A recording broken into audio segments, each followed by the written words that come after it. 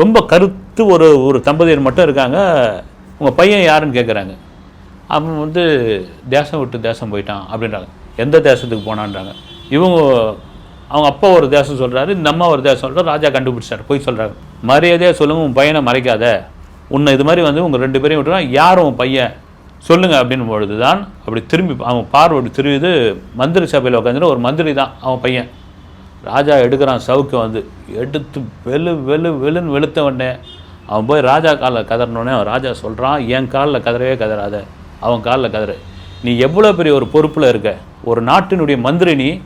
அப்படியேப்பட்ட மந்திரி உன்னுடைய தாய் தகப்பனே நீ வச்சிருக்க முடியல அப்படின்னா நீ என்னையா மந்திரி? நீ என்ன ஒன்று இந்த நாட்டில் உங்களுக்கு வர வச்சுட்டேன் நான் ஒரு வயதான. அதுலேருந்து சட்டம் போடுறான், அப்பா அம்மாவை கூட வச்சுருக்காங்க யாராக இருந்தாலும் அவனுக்கு சிறை தண்டனை, வாழ்நாள் சிறை தண்டனைன்னு ஒரு இது போடுறான். மொத்த பேரை வந்து தூக்கின்னு போகிறாங்க. இது ஒரு கதையாக சொல்லப்படுகிற ஒரு விஷயம்.